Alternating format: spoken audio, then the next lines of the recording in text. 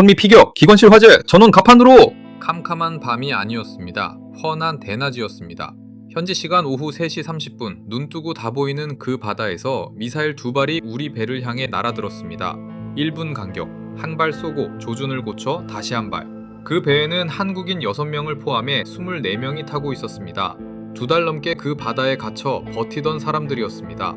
그 바다에서 그날까지 22척이 맞았고 10명이 죽었습니다. 그런데 우리 배가 불타던 바로 그날 동맹국에서 날아온 것은 위로가 아니었습니다. 이제 한국도 와서 이 작전에 동참할 때가 된 것 같다. 다음 날에는 이런 말까지 나왔습니다. 그들은 선박에 대열에 없었고 혼자 행동하기로 한 것이다. 우리 국민 24명이 탄 대가 불길에 휩싸인 그날의 말입니다. 그리고 23일 뒤 정부는 그 비행체의 정체를 발표합니다. 이란이 만든 대한미사일 누르. 24명은 전원 살아 돌아왔습니다. 그런데 그들이 살아남은 이유가 우리 손에 있었던 게 아닙니다. 딱 1m였습니다. 2026년 5월 4일 호르무즈에서 대한민국에 벌어진 일을 지금부터 낱낱이 공개합니다. 끝까지 보십시오. 그날 그 배는 어디로도 갈 수 없었습니다. 3월 4일 이란이 호르무즈 해협을 사실상 틀어막았습니다. 세계 원유의 3분의 1이 지나가는 그 길목이 닫히자 그 안에 있던 배들은 통째로 갇혔습니다. 나무호도 그중 하나였습니다. 길이 182m, 폭 30m, 초대형 플랜터와 초중량 화물을 나르는 특수 선박이었습니다. 그런 배가 2달 가까이 페르시아만 위에서 시동만 켠 채 떠 있었습니다. 갈 수도 없고 돌아갈 수도 없었습니다. 4월 30일 나무호는 정박 위치를 옮겼습니다. 아랍에미리트 알쿠아인 인근 해협, 조금이라도 안전한 자리를 찾아 옮긴 것이었습니다. 그리고 나흘 뒤 바로 그 자리에서 맞았습니다. 현지 시간 오후 3시 30분, 한국 시간으로는 저녁 8시 40분. 여러분, 이 시각을 똑똑히 기억하셔야 합니다. 밤이 아니었습니다. 안개도 없었습니다. 해가 중천에서 조금 기울었을 뿐 갑판 위 모든 것이 훤히 보이는 대낮이었습니다. 선원들은 평소처럼 당직을 돌고 있었습니다. 그리고 그 순간 무언가가 날아왔습니다. 선미좌현. 소리가 먼저 온 게 아니었습니다. 충격이 먼저 왔고 소리는 그 다음이었습니다. 배 전체가 옆으로 밀렸습니다. 발밑 철판이 통째로 튀어올랐고 조타실 유리창이 흔들렸습니다. 무슨 소리야? 선미다! 선비 확인해! 사람들이 뛰기 시작했습니다. 그리고 정확히 1분 뒤 2번째가 날아왔습니다. 같은 자리였습니다. 여러분, 이게 무슨 뜻인지 아시겠습니까? 빗나간 게 아니었습니다. 사고도 아니었습니다. 한 발을 쏘고 결과를 보고 조준을 고쳐서 다시 한 발을 쏜 겁니다. 1분, 그 배를 확실히 무력화시키겠다는 뜻이었습니다. 2번째 충격이 첫 번째보다 깊게 파고들었습니다. 선체를 뚫고 들어간 비행체가 안에서 터졌습니다. 기관실이었습니다. 배의 심장이 그 자리에서 찢겨나갔습니다. 불이 붙었습니다. 시커먼 연기가 갑판 위로 솟구쳤습니다. 기관실 화재! 기관실 화재! 전원 갑판으로! 방송이 배 안을 때렸습니다. 사람들이 계단을 뛰어 올라왔습니다. 한국인 6명, 외국인 선원 18명, 모두 24명이 갑판 위에 모였습니다. 그리고 그들이 본 것은 자기들이 2달을 버텨온 그 배가 시커먼 연기를 뿜으며 타들어가는 장면이었습니다. 그 아래 기관실에서는 무슨 일이 벌어지고 있는지 그 순간 아무도 알지 못했습니다. 그런데 24명 중에 죽은 사람이 한 명도 없었습니다. 미사일 2발이 배를 뚫고 들어와 안에서 터졌는데 말입니다. 그런데 여러분, 그 이유를 알고 나면 안도가 아니라 등골이 서늘해지실 겁니다. 나중에 조사단이 확인한 그 자리를 보셔야 합니다. 맞은 곳은 선미좌현 해수면에서 겨우 1m 위였습니다. 평형수 탱크 외판, 배의 균형을 잡기 위해 바닷물을 채워 넣는 공간입니다. 그 안에는 사람이 없습니다. 대신 물이 가득 차 있습니다. 폭발의 압력을 그 물이 통째로 받아냈습니다. 1m, 그보다 조금만 위를 맞았다면 어떻게 됐겠습니까? 그 위층은 선원들이 먹고 자는 거주구역이었습니다. 그리고 그 안쪽은 연료가 들어찬 공간이었습니다. 여러분, 그날 24명이 살아남은 건 배가 튼튼해서가 아니었습니다. 대피가 빨라서도 아니었습니다. 1m였습니다. 딱 1m 차이로 우리 국민 6명을 포함한 24명의 생사가 갈린 겁니다. 그리고 그 1m를 정한 것은 우리가 아니라 방아쇠를 당긴 쪽이었습니다. 우리 국민 24명의 목숨이 남의 손끝에 1m 단위로 달려 있었던 겁니다. 불을 끄는 방법은 하나뿐이었습니다. 기관실을 통째로 밀폐하고 배에 실린 이산화탄소를 그 안에 쏟아붓는 것. 산소를 완전히 없애서 불을 질식시키는 방식입니다. 그런데 이 방법에는 조건이 하나 붙습니다. 그 안에 사람이 한 명이라도 남아있으면 그 사람도 같이 죽습니다. 인원 확인! 인원 확인! 갑판 위에서 이름이 불렸습니다. 한 명씩 손을 들었습니다. 기관부, 갑판부, 조리부. 연기에 그을린 얼굴들이 서로를 쳐다봤습니다. 24, 하나도 비지 않았습니다. 그때 누군가 웃었습니다. 웃을 상황이 전혀 아니었는데 24이라는 소리를 듣고 그냥 웃음이 터진 겁니다. 그리고 그 웃음에 옆 사람이 따라 웃었습니다. 연기가 아직 가판 위로 올라오고 있는데 말입니다. 그 두 마디가 나오고 나서야 다음 명령이 떨어졌습니다. 기관실 밀폐, 이산화탄소 방출. 방출 스위치를 누르기 전 한 사람이 다시 물었습니다. 정말 다 나왔나? 다시 세! 그리고 한 번 더 이름이 불렸습니다. 배의 심장을 포기하는 결정이었습니다. 기관실에 이산화탄소를 쏟아붓는 순간 그 안의 모든 장비는 사실상 버리는 겁니다. 그러나 그렇게 하지 않으면 배 전체가 탑니다. 그리고 그 배는 지금 항구가 아니라 바다 한가운데, 그것도 미사일이 날아온 그 자리에 떠 있었습니다. 다음날 불은 잡혔습니다. 그런데 여기서부터가 진짜 문제였습니다. 불을 끈 그 이산화탄소 때문에 아무도 기관실에 들어갈 수 없었습니다. 얼마나 부서졌는지, 무엇이 배를 뚫고 들어왔는지, 안에서 정확히 무슨 일이 벌어졌는지 확인하려면 두 눈으로 봐야 하는데 볼 수가 없었습니다. 배는 물 위에 떠 있었습니다. 그런데 스스로는 한 발짝도 움직일 수 없었습니다. 심장이 멎은 배였습니다. 2달을 갇혀 있다가 이제는 아예 갈 수도 없는 배가 된 겁니다. 예인선을 구해야 했습니다. 그 배를 끌고 나가 줄배를 찾는데 이틀이 걸렸습니다. 여러분, 그 이틀 동안 24명은 어디에 있었겠습니까? 그 배 위에 있었습니다. 미사일 2발이 날아온 바로 그 자리에서 언제 세 번째가 날아올지 모르는 채로 꼼짝없이 이틀을 더 버텼습니다. 그리고 사건 나흘 뒤 새벽 5시 20분 나무우는 마침내 두바이 항으로 예인됐습니다. 정부는 처음에 인명피해가 없다고 발표했습니다. 그런데 뒤늦게 사실이 하나 더 밝혀집니다. 한 명이 다쳤습니다. 24 전원이 살아 돌아온 건 맞지만 아무 일도 없었던 건 아니었습니다. 여기까지 들으시면 이런 생각이 드실 겁니다. 우리 배가 재수없이 걸린 것 아니냐고. 그런데 그날 그 바다에서 무슨 일이 벌어지고 있었는지 아시면 생각이 완전히 달라지실 겁니다. 나무우가 맞은 지 일주일 뒤 집계가 나왔습니다. 그 바다에서 공격받은 선박이 최소 22척이었습니다. 그리고 최소 10명이 숨졌습니다. 내역을 보시면 더 서늘합니다. 미사일과 드론 같은 발사체에 맞은 것이 17건, 근접 폭발이나 기뢰로 의심되는 것이 3건, 그리고 배를 통째로 끌고 간 납포가 2건이었습니다. 여러분, 이건 사고가 아닙니다. 한 달도 안 되는 사이에 22척입니다. 배 한 척에 보통 20명 안팎이 탑니다. 22척이면 400명이 넘는 사람이 그 바다에서 죽음의 문턱을 밟은 겁니다. 세계 원유의 3분의 1이 지나가는 그 길목이 통제불능의 무법지대로 변해 있었던 겁니다. 그런데 여기서 소름 돋는 사실이 하나 더 나옵니다. 나무우가 맞은 바로 그날 중국 유조선도 공격을 받아 갑판에 불이 붙었습니다. 프랑스 선박도 맞았습니다. 두 나라 정부가 나중에 피격 사실을 공식 확인했습니다. 중국이 어떤 나라입니까? 이란의 핵심 우호국입니다. 제재로 막힌 이란 원유를 사주는 몇 안 되는 나라입니다. 그런 나라에 배까지 맞은 겁니다. 이게 무슨 뜻이겠습니까? 한국을 콕 집어 노린 게 아니었을 수도 있다는 뜻입니다. 그런데 여러분, 그게 위로가 됩니까? 저는 오히려 이쪽이 훨씬 무섭다고 생각합니다. 특정한 나라를 노린 거라면 이유라도 알 수 있습니다. 그런데 아니라면 그 바다를 지나가는 배는 국적이 무엇이든 맞을 수 있다는 뜻이 됩니다. 그리고 그 바다에는 나무호 말고도 우리 배가 25척이 더 있었습니다. 그 배들에 타고 있는 한국인 선원이 158명이었습니다. 2달째 갇힌 채 옆배가 불타는 걸 멀리서 보면서 다음 차례가 자기 배가 아니기를 바라고 있었던 겁니다. 도망칠 곳이 없었습니다. 나가는 길목을 막은 쪽이 바로 쏘는 쪽이었으니까요. 그런데 바로 그 다음날 대한민국을 더 무너지게 만든 말이 태평양 건너에서 날아옵니다. 피격 당일이었습니다. 우리 배에서 아직 연기가 거치지도 않은 그 시각 미국 대통령이 소셜미디어에 글을 올렸습니다. 첫 문장은 이랬습니다.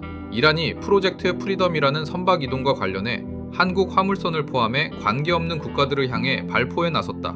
여기까지는 괜찮았습니다. 이란이 쐈다고 세계 최강국 대통령이 공개적으로 지목한 겁니다. 그런데 바로 다음 문장이 이어졌습니다. 이제 한국도 이곳으로 와 이 작전에 동참할 때가 된 것 같다. 여러분, 이 문장이 나온 시각을 다시 보셔야 합니다. 우리 국민 24명이 탄 배가 미사일 2발을 맞고 불타고 있던 바로 그날입니다. 그날 태평양 건너에서 우리에게 날아온 첫 메시지는 괜찮으냐는 말이 아니었습니다. 유감이라는 말도 아니었습니다. 이제 너희도 나오라는 말이었습니다. 그리고 다음날 더 아픈 말이 나왔습니다. 미국 대통령은 한국이 호르무즈 해협에서 석유의 43%를 조달한다고 언급하면서 이렇게 말했습니다. 그런데 그들의 선박이 공격당했다. 그들은 선박에 대열이 없었고 혼자 행동하기로 한 것이다.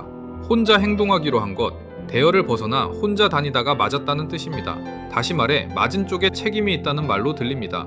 그런데 그 배는 2달 동안 그 바다에 갇혀있던 배였습니다. 대열이라는 것이 만들어지기 훨씬 전부터 나갈 길이 막혀 그 자리에 묶여있던 배였습니다. 같은 날 미국 국방장관도 거들었습니다. 우리는 일본, 호주, 유럽이 나서주기를 바라는 것처럼 한국도 나서주기를 희망한다. 그리고 며칠 뒤 기자들이 물었습니다. 한국 선박이 이란에 공격당했다고 하셨는데 이란은 부인하고 있다. 어떻게 보시느냐? 돌아온 대답은 이것이었습니다. 나는 한국을 좋아한다. 여러분, 저는 여기서 어느 나라가 옳고 그르다는 말씀은 드리지 않겠습니다. 각국에는 각국의 계산이 있습니다. 다만 한 가지만 짚고 넘어가겠습니다. 그날 그 바다에서 미사일을 맞은 것은 미국 배가 아니었습니다. 우리 배였습니다. 그 배에 탄 사람은 미국 국민이 아니었습니다. 우리 국민 6명과 우리 회사가 고용한 외국인 18명이었습니다. 우리가 그날 듣고 싶었던 말은 딱 한마디였을 겁니다. 당신네 사람들은 무사한가? 그러면 동참하라던 그 작전은 무엇이었을까요? 우리 배가 불타고 있는데 그 작전에 우리도 배를 보내라는 요구였습니다. 이름은 프로젝트 프리덤. 호르무즈에 갇힌 선박들을 밖으로 빼내겠다는 미군 작전이었습니다. 규모가 엄청났습니다. 유도미사일 구축함, 항공기 100대 이상, 병력 15,000명. 5월 4일 중동 시각 오전부터 작전이 시작됐습니다. 그리고 바로 그날 오후 우리 배가 맞았습니다. 여기까지만 보면 이야기가 됩니다. 우리도 참여를 검토할 만한 상황이었습니다. 실제로 정부는 검토에 들어갔습니다. 그런데 다음날 그 작전이 접혔습니다. 미국 대통령은 파키스탄을 비롯한 여러 나라의 요청, 이란을 상대로 거둔 압도적인 군사적 성공, 그리고 이란 대표단과 완전하고 최종적인 합의를 향한 중대한 진전이 있었다는 이유를 들어 프로젝트 프리덤을 잠시 중단한다고 밝혔습니다. 다만 대이란 해상 봉쇄는 그대로 유지된다고 덧붙였습니다. 작전 개시 이틀도 되지 않은 시점이었습니다. 구축함과 항공기 100대, 병력 15,000명이 움직이던 작전이 이틀 만에 멈춘 겁니다. 우리 청와대는 어떻게 됐을까요? 국가안보실장은 작전이 중단됐으니 이제 참여 검토는 필요하지 않게 됐다고 밝혔습니다. 동참하라고 해서 검토했는데 동참할 작전 자체가 사라진 겁니다. 그리고 우리 배는 그대로 불탄 채 예인선에 끌려 두바이로 가고 있었습니다. 작전은 접혔고 봉쇄는 남았고 배는 부서졌습니다. 그러면 정작 쏜 쪽은 뭐라고 했을까요? 같은 나라 안에서 세 개의 입이 서로 다른 말을 했습니다. 그리고 그중 하나가 결정적인 실수를 합니다. 먼저 이란 국영 매체 프레스 TV는 한국 국적 선박을 표적으로 노리고 공격한 것이 맞다고 보도했습니다. 그러자 주한 이란 대사관이 곧바로 반박했습니다. 호르무즈 해협에서 한국 선박이 입은 피해와 관련해 이란군이 개입했다는 모든 주장을 단호하게 거부하고 강력히 부인한다. 국영 매체에 나온 것은 군 관계자가 아니라 외부 분석가의 논평일 뿐이며 이란 정부의 공식 입장이 아니라는 설명이었습니다. 이란 의회도 이란은 관련이 없다고 밝혔습니다. 그런데 사흘 뒤 국영통신사 이르나가 기사를 하나 냈습니다. 제목은 실패한 해방작전이었습니다. 그 안에는 이런 문장이 있었습니다. 미군의 지원 아래 호르무즈 해협을 통과하려 했던 한국과 프랑스 소속 선박 최소 2척이 해당 작전이 진행된 48시간 동안 피격돼 회항할 수밖에 없었다. 여러분, 이 문장을 다시 읽어보십시오. 우리는 하지 않았다고 부인하면서 같은 손으로 그 결과를 성과처럼 적어놓은 겁니다. 5년 전에도 똑같았습니다. 환경오염이라고 했다가 밀수의심이라고 했다가 사법 절차라고 했습니다. 말이 계속 바뀌는 쪽은 언제나 감출 것이 있는 쪽입니다. 그러면 대한민국은 그것을 어떻게 증명했을까요? 부인은 자유입니다. 그런데 부인한다고 사라지지 않는 것이 하나 있습니다. 증거입니다. 정부는 피격 사흘 만에 조사단을 현지로 보냈습니다. 그리고 사건 나흘 뒤 새벽 나무호가 두바이의 수리조선소에 들어왔습니다. 조사단이 배에 올랐습니다. 그들이 본 것은 이랬습니다. 선미 좌현 평형수 탱크와 기관실 부근에 뚫린 커다란 구멍, 그리고 그 구멍의 방향이었습니다. 밖에서 안으로 파고 들어간 흔적, 비행체가 선체를 뚫고 들어가 안에서 터진 자국이 그대로 남아 있었습니다. 기뢰도 어뢰도 내부 폭발도 아니었습니다. 밖에서 날아온 무언가였습니다. 피겨 외교부가 정부 합동조사 결과를 발표합니다. 나무호의 화재는 미상 비행체의 타격에서 비롯됐다. 현장 조사단이 찍은 사진도 함께 공개됐습니다. 그런데 증거는 배 위에만 있었던 게 아닙니다. 하늘에도 있었습니다. 그 시기 호르무즈 해협 상공을 지나던 우리 위성 세종 2호가 그 해역을 촬영했습니다. 분석 결과가 소름 돋습니다. 주변 선박들은 태안 각도에 따라 일정한 형태의 그림자를 만들고 있었습니다. 그런데 나무호로 추정되는 선박 주변에만 그림자라고 보기 어려운 불규칙한 형상이 퍼져 있었습니다. 선체가 파손되면서 흘러나온 유류나 오염물질이 수면 위로 번진 것으로 분석됐습니다. 지상에서 부인하는 동안 우주에서는 그 배가 무슨 일을 겪었는지 기엠 찍혀 있었던 겁니다. 그리고 국제사회도 입을 열었습니다. 아랍에미리트 외교부는 호르무즈 해협에서 발생한 한국 선박에 대한 테러 공격을 강력히 비난한다는 성명을 냈습니다. 이제 남은 질문은 하나였습니다. 그래서 무엇이 날아온 것인가? 5월 27일, 피격으로부터 23일이 지난 날이었습니다. 외교부 제1차관이 기자들 앞에 섰습니다. 그리고 대한민국 정부의 결론을 발표했습니다. 근거는 두 가지였습니다. 첫째, 탄두의 형태. 둘째, 기체 잔해물의 색상. 부서진 배 안에서 건져 올린 조각들이었습니다. 불에 타고 바닷물에 젖은 새 조각 몇 개. 그것이 이 사건의 마지막 증인이었습니다. 그 조각의 모양과 색을 분석한 결과 정부가 내린 결론은 이랬습니다. 이란에서 개발된 누르 계열 대함 미사일일 가능성이 높다. 대함 미사일, 배를 부수려고 만든 무기입니다. 사람을 겁주는 무기가 아니라 배를 가라앉히려고 설계된 무기입니다. 여러분, 이 결론이 무슨 뜻인지 잠깐 멈춰서 생각해 보셔야 합니다. 5년 전 같은 바다에서 우리 배가 붙잡혔을 때 우리 선원들을 겨눈 것은 총구였습니다. 총구는 사람이 겨눕니다. 사람이 겨누면 사람이 거둘 수도 있습니다. 그래서 그때는 95일이 걸렸어도 결국 협상으로 풀렸습니다. 그런데 이번에 날아온 것은 미사일이었습니다. 미사일에는 협상할 상대가 없습니다. 발사되는 순간 끝입니다. 배 위에 있는 사람이 손을 들든 무릎을 꿇든 상관없습니다. 그냥 날아와서 터집니다. 그리고 그 미사일은 누가 실수로 떨어뜨린 물건이 아니었습니다. 한 나라가 개발하고 만들고 실전에 배치한 무기였습니다. 5년 전 20명은 총구 앞에서 살아 돌아왔습니다. 이번 24명은 미사일 앞에서 살아남았습니다. 두 번 다 우리 국민이었고 두 번 다 살았습니다. 그런데 여러분, 두 번 다 실력이 아니었습니다. 첫 번째는 협상이 늦게라도 통했기 때문이고 두 번째는 그 미사일이 하필 물이 든 탱크를 맞췄기 때문입니다. 1m, 그 1m가 24명의 생사를 갈랐다는 사실을 이제 우리는 알고 있습니다. 그리고 그 1m를 우리가 정한 것이 아니라는 사실도 함께 알고 있습니다. 나무호는 두바이 조선소에서 수리에 들어갔습니다. 뚫린 선체를 메우고 타버린 기관실을 뜯어내는 작업이었습니다. 그리고 24명은 살아서 그 배에서 내렸습니다. 한 명이 다쳤지만 아무도 잃지 않았습니다. 5월 11일 우리 정부가 입장을 냈습니다. 국가안보실장은 이렇게 말했습니다. 민간 선박을 향한 공격은 어떤 이유로도 정당화될 수 없다. 이 한 문장을 여러분이 꼭 기억해 주셨으면 합니다. 나무호는 군함이 아닙니다. 무기를 실은 배도 아닙니다. 화물을 싣고 항구에서 항구로 다니는 상선입니다. 그 배에 탄 사람들은 군인이 아니라 뱃사람입니다. 어느 나라가 누구와 무슨 갈등을 벌이든 화물선 갑판에서 당직을 서는 사람에게는 아무 책임이 없습니다. 그런데 여러분, 그 바다에 남아있던 것은 나무호만이 아니었습니다. 25척이 더 있었습니다. 그 배들에 타고 있는 우리 국민이 158명이었습니다. 그리고 봉쇄는 풀리지 않았습니다. 우리가 무심코 켜는 보일러, 매일 타는 자동차, 밤새 돌아가는 공장, 그 안에 들어가는 기름의 절반 가까이가 그 좁은 해협을 지나옵니다. 그 길을 지키는 사람들이 바로 그 배들 위에 있어요. 우리는 그 이름을 대부분 모릅니다. 뉴스에 나올 때만 숫자로 셉니다. 20명, 24명, 158명. 그 숫자 하나하나가 누군가의 아버지이고 누군가의 남편이었습니다. 오늘 그 숫자 뒤에 어떤 사람들이 있었는지 함께 보셨습니다. 이 이야기가 가슴에 남으셨다면 좋아요와 구독으로 그들을 한 번 더 기억해 주십시오. 그런데 마지막으로 하나만 더 짚고 가겠습니다. 세계 최강 미 해군이 구축함과 항공기 100대, 병력 15,000명을 투입하고도 그 바다를 열지 못했습니다. 도대체 그 좁은 해협을 무엇이 틀어막고 있었던 걸까요? 거대한 함대였을까요? 아니었습니다. 다음 편에서 그 정체를 공개합니다. 패밀리 유튜브였습니다.